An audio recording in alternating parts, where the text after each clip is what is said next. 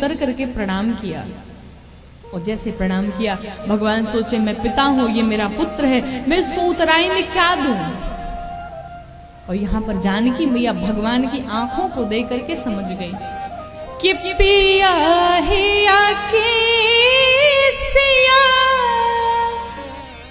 जाना निहारी और मानी मोदरी माना मुदिता उतारी।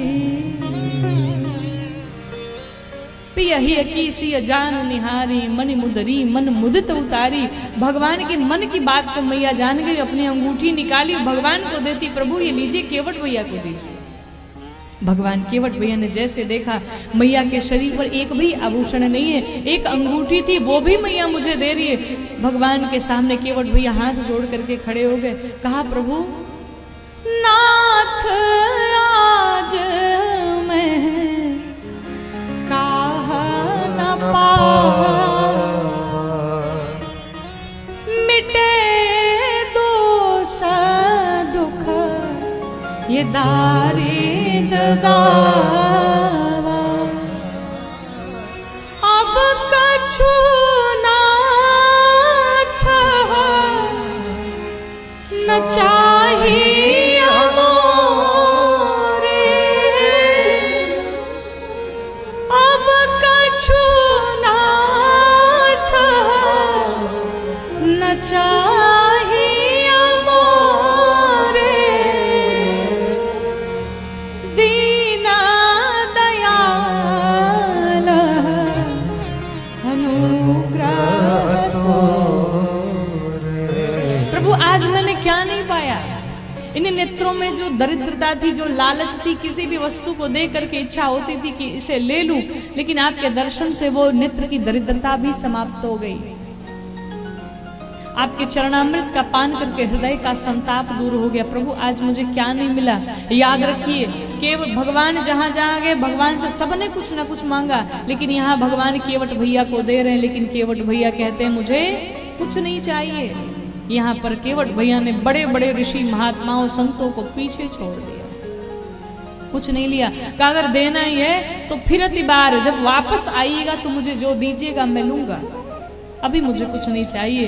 और भगवान से जब व्यक्ति कुछ नहीं मांगता है तो भगवान उसे अपनी भक्ति प्रदान करते हैं। अपनी भक्ति दे दी भगवान ने। आपको बताऊं, जिस समय भगवान जब अयोध्या से चले थे ना, तो भगवान इतना रोए थे कि भगवान के इन कपोलों पर गालों पर गड्ढे पड़ गए थे आंसुओं के। और केवट भैया ने जब देखा कि मेरे प्रभु रो रहे हैं, केवट भैया ने उसी समय निश्चित कर लिया कि जब मेरे प्रभु मेरे घर आएंगे तो मैं अपने नाथ को हंसता हुआ भेजूंगा। कथा कहती है घर पे जब कोई अतिथि आए ना तो कहते हैं हमारे सनातन धर्म में अतिथि देवो भव। भगवान की पूजा ना करो चलेगा, लेकिन अपने अतिथियों का सम्मान करो। अतिथियों के लिए ऐसा करो कि फिर कोई ऐसा उसको कुछ कहने के लिए रह न जाए, वो खूब आशीर्वाद दे करके जाए, उसके लिए इतना कर दो। केवट भैया ने भगवान राम का खूब सत्कार किया, खूब सम्मान किया।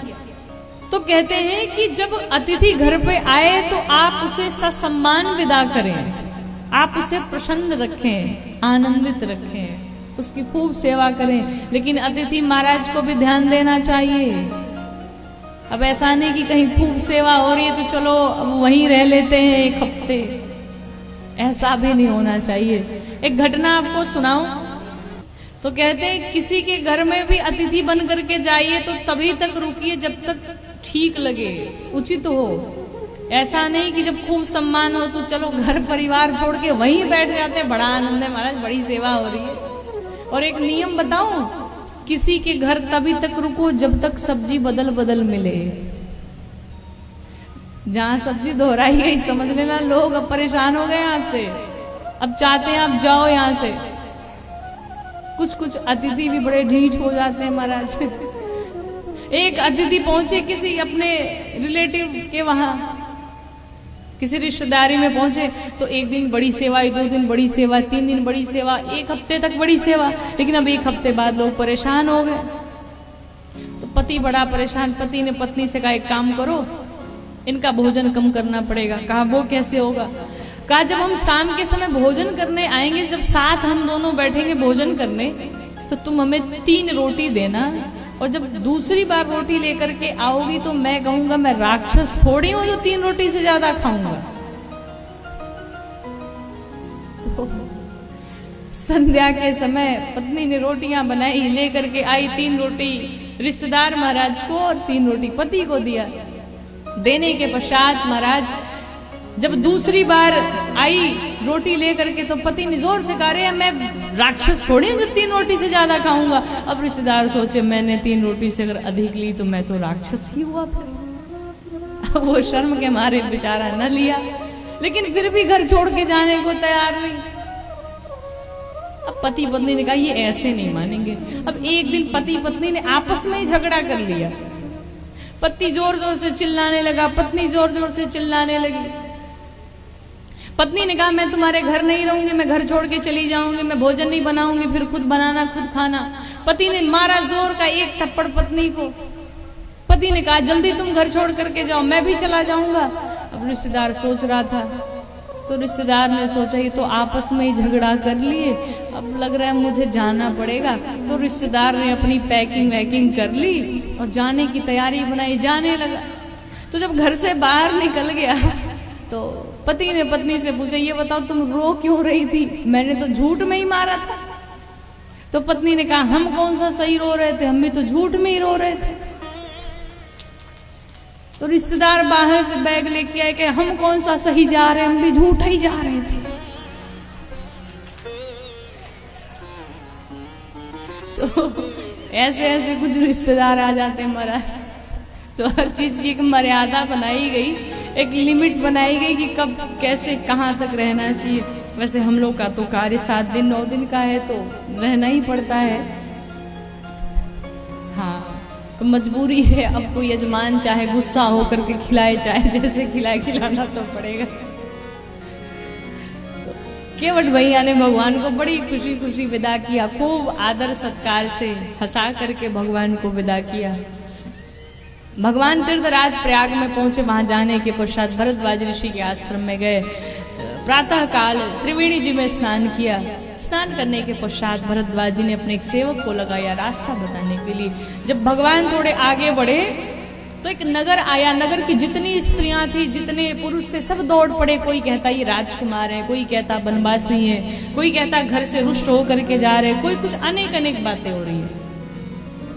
अच्छा, माताओं की एक बड़ी अच्छी आदत है, अच्छी आदत कहें या जो भी कह ले, एक माताओं की बड़ी अच्छी आदत है। जैसे एक गाड़ी में अगर 2 पुरुष जा रहे हैं तो आपस में परिचय नहीं हो पाएगा, लेकिन एक गाड़ी में अगर एक साथ 2 माताएं बैठी हैं तो स्टेशन पहुंचते पहुंचते घर परिवार के बारे में सारी जानकारी मिल जाती। आप कहाँ से हैं, तो आपके घर में कौन कौन है, नंबर लेना देना सब हो जाता है। तो वहां भी स्त्रियां थी, मैया से जा करके जानकी मैया से पूछती हैं आप कहाँ से हैं, कैसे आ रही हैं, सब पूछती हैं। तो भगवान राम को जब देखा, लक्ष्मण जी को देखा, तो पूछते भाई इनका नाम क्या है। तो हमारे भारत देश की एक बड़ी सुंदर परंपरा है, बड़े सुंदर संस्कार हैं कि माताएं चाहे कुछ भी हो जाए अपने पति का नाम नहीं लेती हैं। अब आजकल का नहीं कहेंगे, आजकल का तो बहुत है। आजकल तो ऐसे बुलाती जैसे अपने बच्चे को बुला रही है।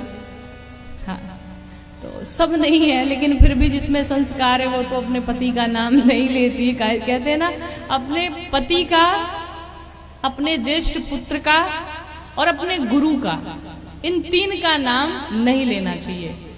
बुलाना है तो कुछ अलग नाम रख ले। नाम लेने से आयु क्षीण होती है, आयु समाप्त होती है।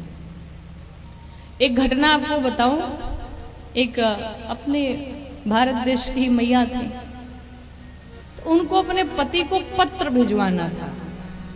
चूंकि पढ़ी लिखी नहीं थी, अनपढ़ थी, तो डाकिया आया तो अपने पति के लिए जो भी उनको बताना था, घर की बातें, घर की सूचना सब दे दिया।